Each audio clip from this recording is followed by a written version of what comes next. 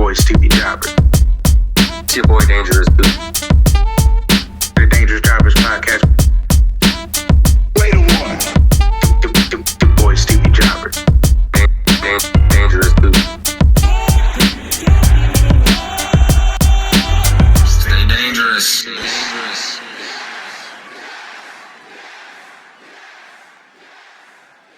Ladies and gentlemen, boys and girls, children of all ages, it's your boy Stevie Jobber. It's your boy Dangerous Duke. And welcome back to the Dangerous Jobbers podcast, putting wrestling over one podcast at a time. Yes, sir. And I'll keep it short and sweet. People might not like what I have to say. So for this pod only, just because I haven't felt this way in a long time. Okay, so I'm coming out the box totally unbiased. So if you play for one side of the team or the other side of the team, I understand I don't play for no side of the team. I just care about what I care about, man. And I won't hate on any black girl magic because that's not what I do. But the WWE weekend was trash. So this pod is only about All In. It's only about AEW, this pod. Yeah. That's it. I don't care the rest of the weekend. I want to pretend it didn't even happen. So let's get into it, man. I won't talk about the 0 hour because there's a lot of cards. It was a stacked card. And I think almost pretty much every match delivered to me. Yeah. I don't know how you feel, but I hadn't felt this way in probably the last 3-4 years, the way I feel about AEW today. Mm-hmm. So they start with the trios AEW championships. You got the Ops, which are somehow working as a unit and a name. Joe, Powerhouse Hobbs, Shibata versus the Death Riders. You got Gabe Kidd, new Death Rider. You got Cesaro. You got Claudio Castagnoli. I had to remember. You gotta kick these names out of your head. And of course you have Wheeler Yuta. Yep. Now I felt so good about this pay-per-view. I actually took notes. So I'm gonna let you go, and then I'll give you my one note for this match. I got it right on this. I predicted the Ops to win, and they delivered. The match itself, a great match to start the show off with. Probably one of the more difficult matches to construct, considering it's a trios match. So I think they delivered pretty well. I enjoyed the match as a kickoff, and Joe's still holding a title. So I'm pleasantly pleased to start off the show. My one note was sacrificial lamb. It's my one note. And it's only because we saw Joe versus Wheeler Yuta on Wednesday. Mm-hmm. And I just remember not even knowing the match was going to happen, but seeing Joe come out and being like, all right, who's fighting Joe? And then seeing Wheeler Yuta and going, oh, sacrificial lamb. And walking off. And Mrs. Jobber's cracking up. She's like, we don't watch. She hasn't been watching AEW. I've been catching up on the last at least month or two, but she hasn't been watching. So when I turn it on the TV, she don't really remember where everybody's at and where everybody is. So when I say sacrificial lamb, she's like, me. And then, of course, later in the match, Joe hits that muscle buster, and I go, sacrificial lamb. Yep. Sure enough. Match start winding down, baby. But I'll tell you what, Samoa Joe in a nutshell. I displayed this. I put this in a replay because the match was great, right? Mm-hmm. But there is a key moment here that can encapsulate what Joe means to a company, what Joe means to a crowd, what Joe means to wrestling. And it is the last 10 seconds of the match.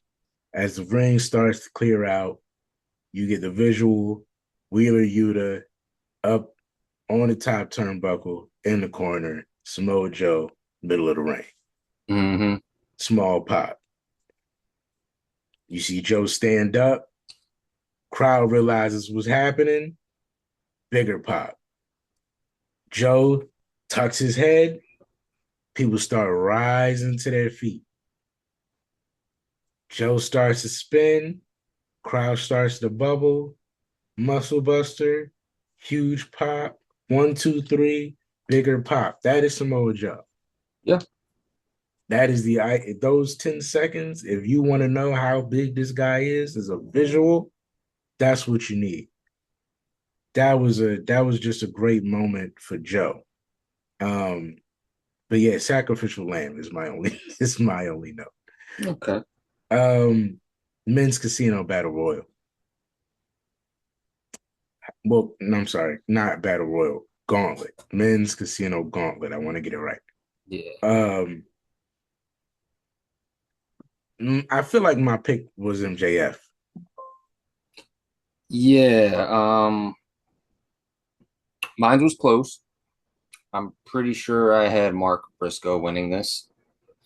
And damn close I was. Um, Good match. Like some of the stuff they did, I'm more upset Briscoe didn't win. I feel like it would have helped him more than MJF, considering MJF's already in the Syndicate and the Syndicate won their match. So I feel like MJF didn't really need the win, but got it anyway. He gets the title shot down the line. I guess they're gonna renege him and Hangman again at some point, or him and Mox or whoever. But this is what it is. I wasn't too enthralled with this once I seen the result, but hey, can't pick them all. Yeah, they didn't have a whole lot of surprises, so it did really come down to, especially like the mystique of Mystico being somewhere in the Royal in the Gauntlet Mm-hmm. really ultimately counted for nothing. Like it really was probably between Briscoe and MJF, and I don't know, man. I felt like my one note here was: is it that easy? Is it gonna be that easy? MJF spends the year in low trying to get in the Hurt Syndicate, gets in the Hurt Syndicate, and then his plan just works. Is it that easy? I mean, he's already won the Battle Royal. I'm Battle Gauntlet. I keep saying Battle Royal. Yeah, He it's won the Casino Gauntlet. He gets the contract. He's mm-hmm. surrounded by the Hurt Syndicate. I think Mystico's best example as a character is being used as a prime example of what MJF with the Hurt Syndicate behind him is capable of, which is pretty Mm-hmm. much I get to say whatever I want now. Not like I didn't before, but now I really get to say whatever I want because I have people that will beat you up. Mm-hmm. So is it really that easy for MJF to just get back to the top? Like is that Possibly. how easy the story is going to be? Just might be at this point. I just don't know. I don't know. There's still a lot of questions as far as what the kryptonite of the Hurt Syndicate is going Mm-hmm. to be now that we're in this angle, and why Bobby Lashley doesn't seem to care that MJF wants to be world champ. That's still lingering in the back of my head too. Um, Moving on from that, before we get to a higher point in the night, one of the only lows of the night, really. Mm-hmm. Um, Adam Cole relinquishing the TNT Championship. Yeah. Uh, it felt. I felt a couple things. I felt deja vu. Uh, I felt bad to say the least. I felt. I don't know, man. Like I felt like it should end here, but maybe I'm saying that for my sake and not for his sake. Yeah, I think it's more for your sake than his. Um, my one note was comic relief. Uh, my one note was, damn, homie, in NXT, you was the man, homie. I mean, you just you people don't understand. Like, if you was watching this man back when he was prime Adam Cole, man, it feels like this is such a series of unfortunate events, He considering how high everyone in the industry was on Adam Cole at the height of the Undisputed Era. I mean, he felt better than anybody in the industry. He but probably was at the time. I don't think everybody was. And I think there's a reason. I think that's why he took his ball and left when he did. Well, yeah, but I mean, well, that's a very important one versus a million.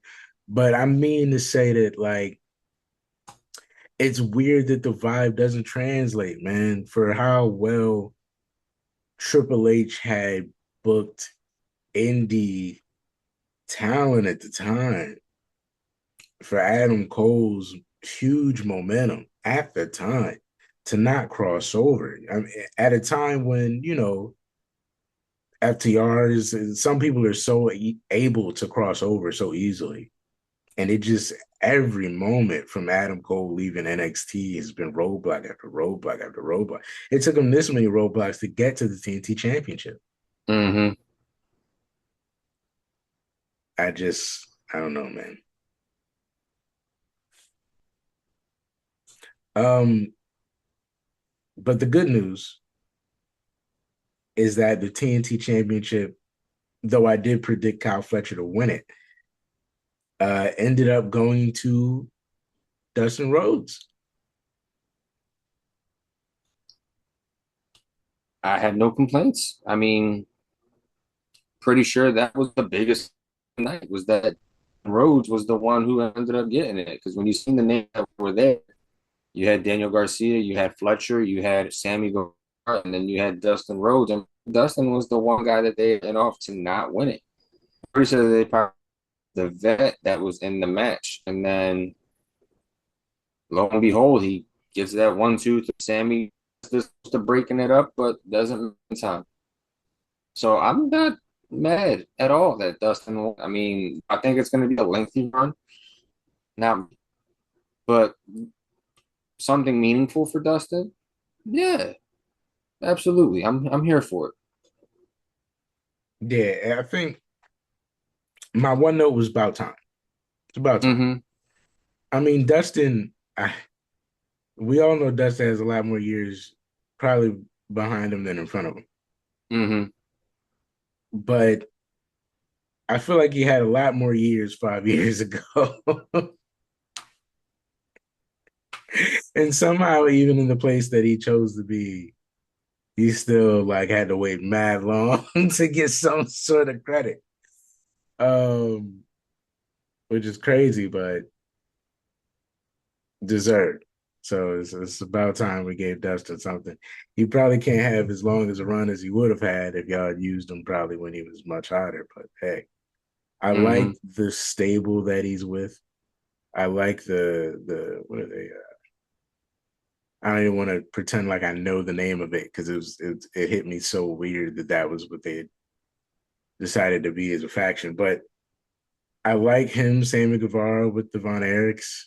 Mm-hmm. Um, I like him holding three belts somehow at once at his age because he does age like fine wine. He does seem to get better with time. So, uh, yeah, good time to give Dustin all the belts while you can. What do you think about the tag match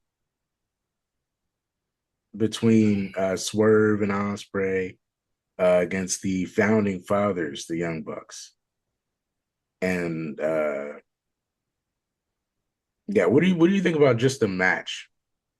Just the match. 3 words. It's about time. Mm. Meaning, it's about time the Young Bucks put on a match that I actually enjoyed watching. Like I actually enjoyed this match that they had with Swerve and Osprey. Mm. And it's been a long time since I've been able to say I enjoyed a Young Bucks match. So kudos to them for that. And again, the right people won. because the Bucks did not need this win at all. And maybe this stipulation of losing the EVP title kind of makes me like them a little more because I want to like them, but I'm just finding it hard to do so. So maybe this kind of helps in that. Is this what gives them the opportunity to go face? Like, what is the point of losing the EVP title? Is it that they don't have like a power play gimmick anymore? Like, Yeah, I think. what But essentially do they lose from it? Does somebody gain EVP title? I don't. I thought that would have been great if the stipulation was Swerve and Osprey get the EVP title.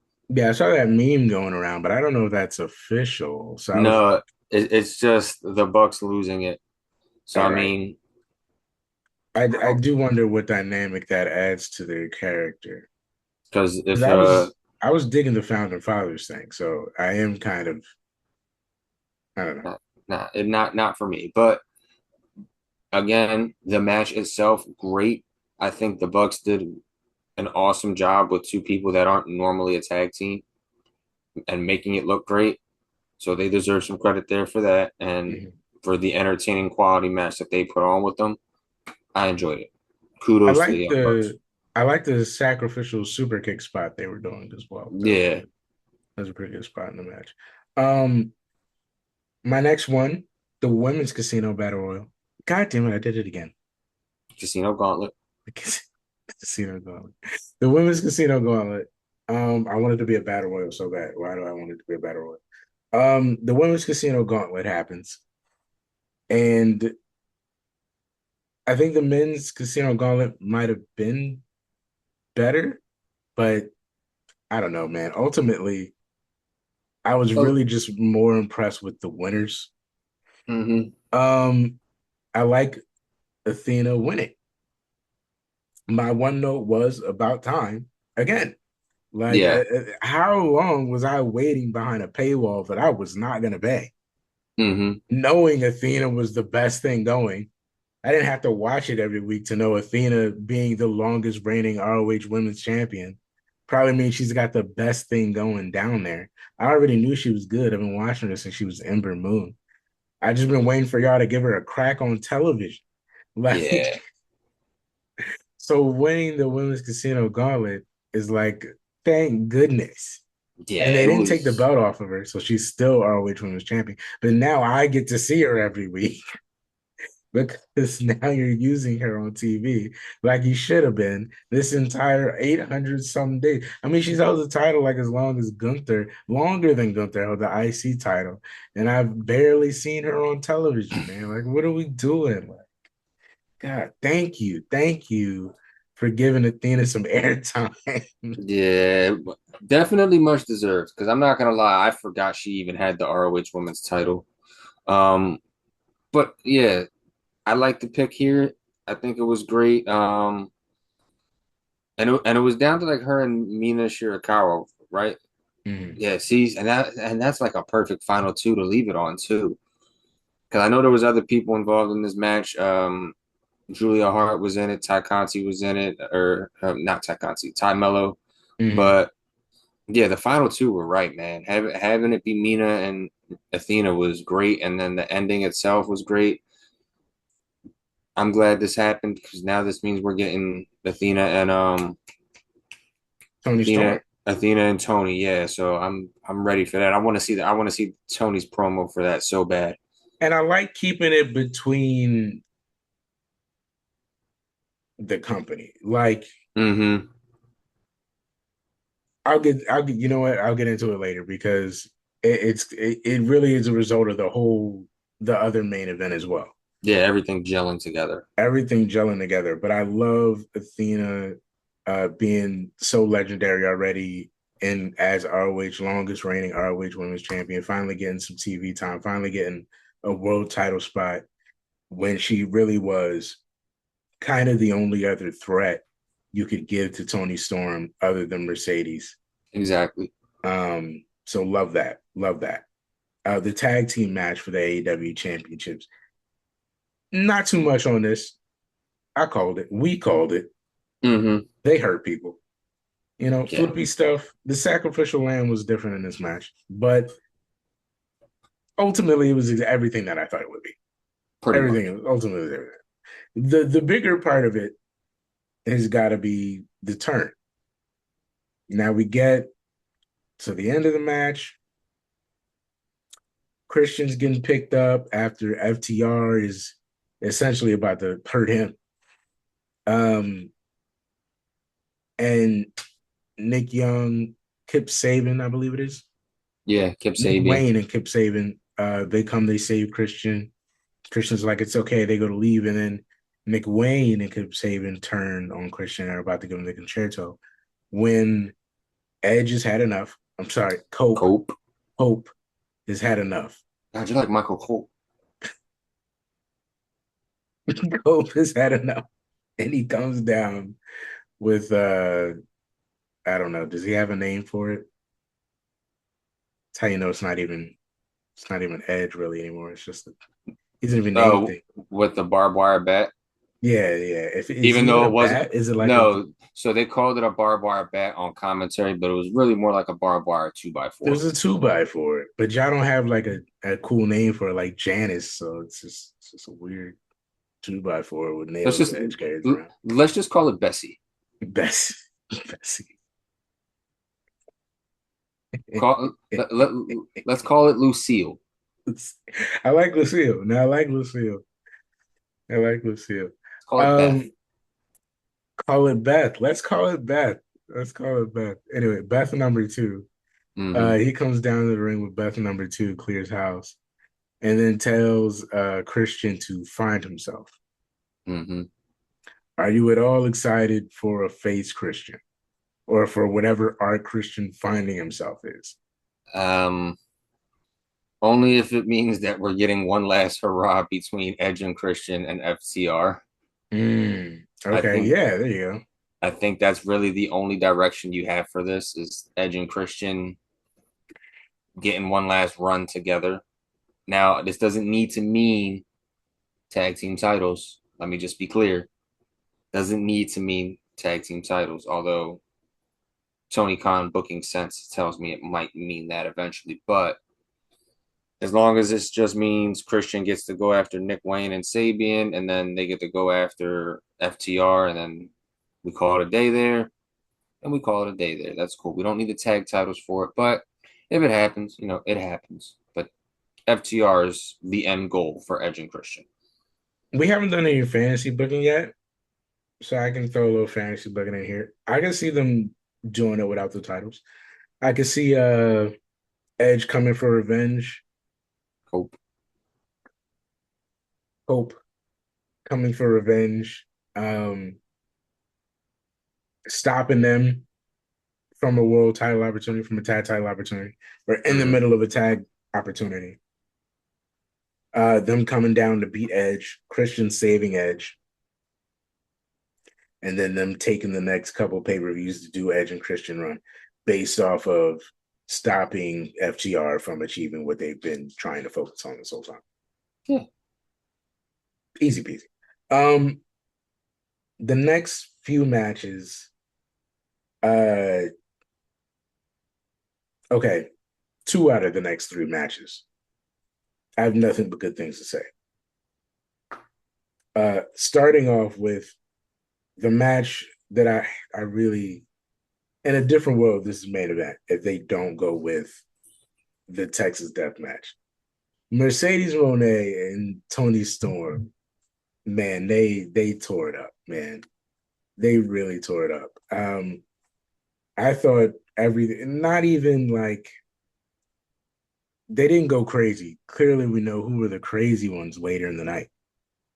But as a as a wrestling match, as a wrestling story, as like a classic like DVD like best of matches, these two ladies went out there and put on a banger, an absolute banger. And Tony Storm winning in the end makes it amazing because yeah, hell yeah, Tony Storm. Hell yes. Hell yeah. She don't need every belt, man. You can have all the other belts, man. Not this one. I like it. I like Tony Storm being everything Tony Storm is supposed to be. Timeless. I like it, man. Not gonna lie, the end of that match gave me a chubby. But only because Tony Storm won. Because Mercedes didn't need the win. She really didn't. And it was bothering me because in the back of my mind throughout this whole time, I'm like, she's gonna win. She's gonna win. They're Yeah. gonna give it to Mercedes. And then, you know, a hop and a skip and a bite later in the match. And then next thing you know, Tony Storm comes out with the victory. And I'm like, thank God. Like, thank you. Like, thank you, Tony Storm and Tony Khan, for not allowing this to happen. Mm-hmm. But the match in and of itself, again, like you said, it was great. They had a phenomenal match. They did a great job. They did wonders for women's wrestling in that match in and of itself, and it was great to watch. That's one of the matches I will watch over and over again from the pay per view. They did great, And I really got to and hand it to, yeah, yeah. and the right person won. And the right person won. And I really got to hand it to uh, Mercedes for,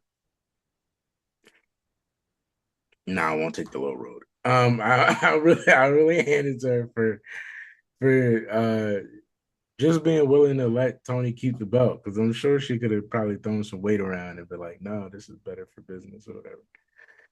But man, the people want Tony, man.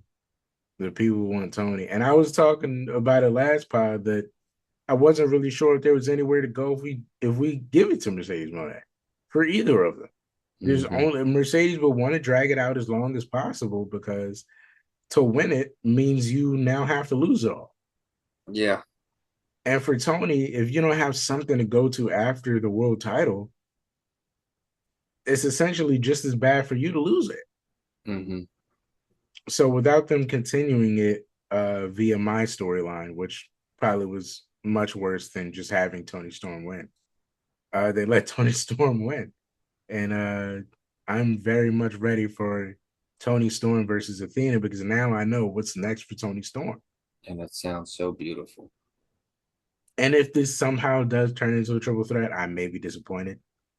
But I do know that they're going to put on a banger of a triple threat, and it will be three of the greatest women at the peaks of their wrestling careers. Mm-hmm. So I can't really be too frustrated about it if it does turn into a triple threat situation. What if it turns into a winner take all? Oh my God. Let's not even go there. Let's No. not even go there. No. You spoke it into existence. Don't make And it happen. no, we got more of the show to get to. The AEW Undisputed Second Place Championship. Um, I did that just to make them laugh. I did. The disrespect. The disrespect. The AEW Unified Championship. The concept of this belt. So we will do a separate pod where Just on this belt. I will rip this belt to shreds as a concept. But but but just for the name alone, there's so many critiques. But we'll forget it. Okada beats Omega. And as happy as I am that somebody from Don Callis family won tonight, I don't really know what's next for Kenny Omega besides Kota Ibushi. And I don't know that I'm super excited for the tag run, but if there's anybody that's going to take those belts off of her syndicate, it's probably the Golden Lovers. And what a weird phrase that was just now. Yeah, it's gonna get weird seeing the Golden Lovers and the Syndicate go back and forth with each other, because I do agree that's ultimately where this has to go. And then you got MJF just in the background with that contract in tow. So it's going to be interesting to see how this ends. Kind of was hoping this match was to the level of their Wrestle Kingdom matches, but it wasn't, which isn't the most terrible thing in the world because it wasn't the worst match on the card by any means. Mm-hmm. But I was expecting Wrestle Kingdom and I didn't get Wrestle Kingdom. So I think that's kind of my down moment of this. But all in all, I'm not mad that Okada won the second place title. Mm-hmm. So, I mean, to be fair, they were fighting for second place. yeah. You got another gear for first place. This is second place. And somebody from the Callis family gets some gold, so that helps.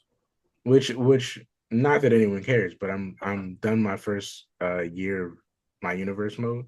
Mm-hmm. And Duke, maybe you'll care because you just got the game. But I'm completely watching it. They came out with some weird update that kind of messed up all the designs. So I got to the end of my year and I was like, I'm cleaning my roster out anyway. But I'm gonna add the Don Callis family and Kyle Fletcher, Takeshita, and Okada. Because I like what they've done this year. And I mean, I'm more on AEW this year. That's it. 2025, man.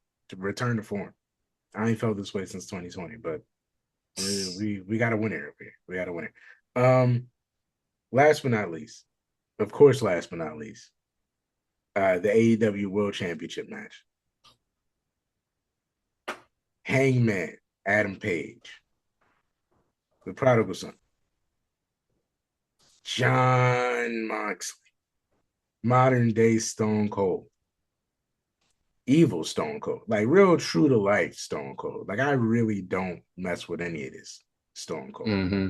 Like a really like I don't know. Like he's a different. This Moxley is probably my favorite Moxley. I ain't gonna lie to you, man. Like yeah, it's like Tyler Durden was a wrestler, and he just doesn't care. Like you know what I'm saying?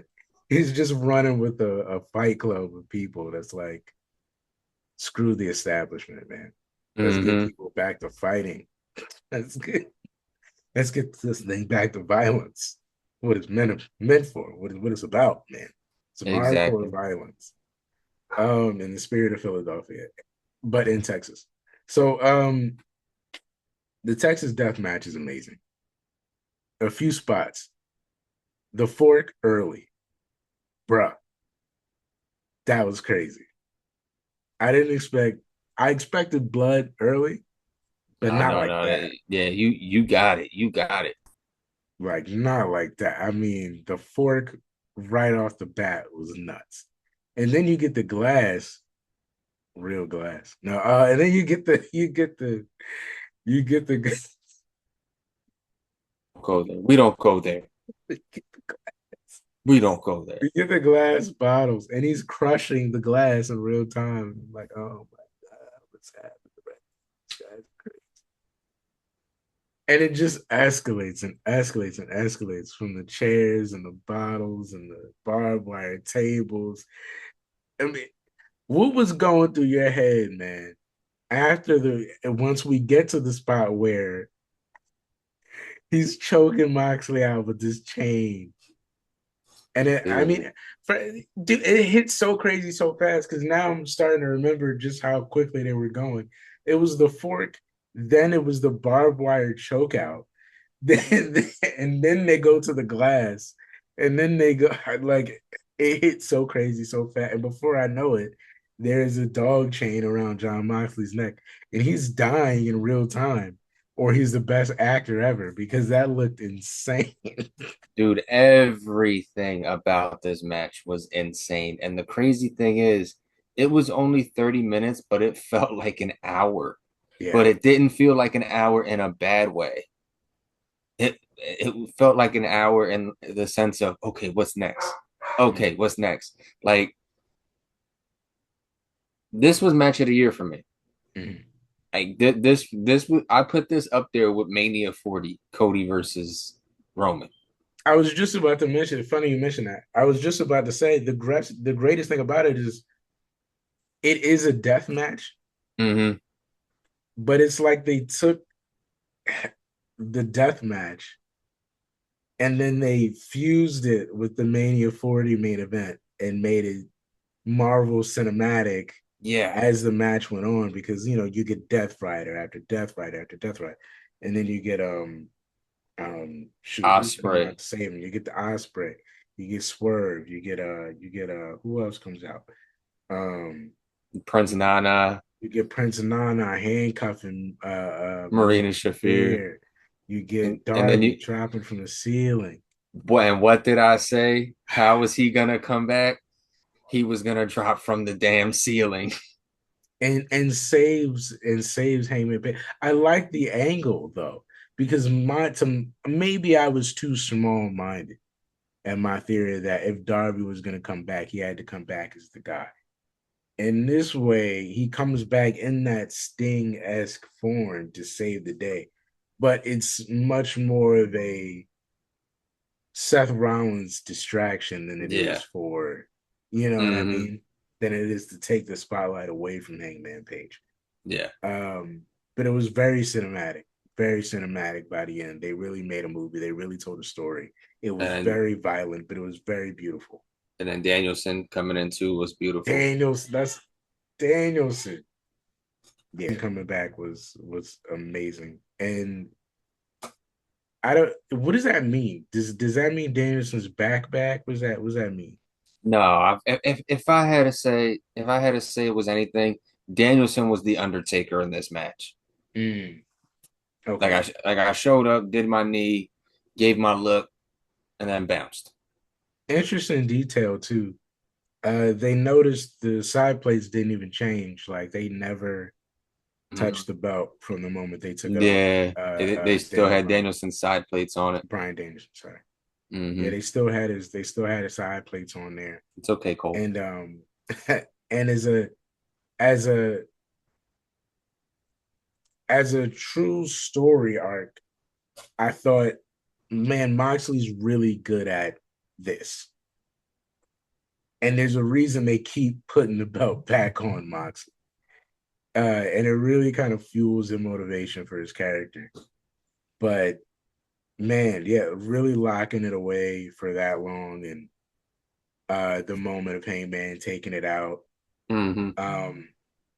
I won't lie to you, I probably could have been more emotional if I was sticking through all the weeks of terrible writing that I didn't want to stick through. I probably would have felt a little more emotionally attached. But it was a beautiful moment to see Moxley take it out, considering I did see the moment where Dean kind of killed him, or Moxley kind of killed Brian Danielson on TV. God, yeah. I'm so mixed up with names today. It's but yeah, that was amazing to me. My one note was just masterpiece. Mm-hmm. They put together a masterpiece. Match of the year for sure. Match of the year. Any lasting notes on All In? Bravo. Chef's kiss. You guys probably created the best pay-per-view of the year. You definitely had the best pay-per-view of the weekend. Without a doubt. Mm-hmm. Out of the four, you were the best. Leaps and bounds. Leaps and bounds. I won't even go into it, but leaps and bounds ahead of the competition this week. My lasting thought is, if you've gotten this far, you should probably hit the link in the description and see all our other links. We got the Dangerous Jobbers website.com. We got the IG. We got TikTok, Facebook, whatever you're into. We're probably over there. You can check us out. You can hit the like. Even if you just want to stick around for this, hit the like, leave a comment. I mean, you don't have to subscribe, but it's there. It is there. I mean, if you ever want to just pop back in, it is over there. And it's free. And it's free. We don't even charge for this. We're just people talking about wrestling, man. Exactly. Anyway, I've been Stevie Jobber. I've been Dangerous Duke. And this has been our review of AEW All In Texas. Please stay up, stay blessed, and Duke, as always, stay dangerous. People have been asking me to be the best in the world. Why, Eddie, why?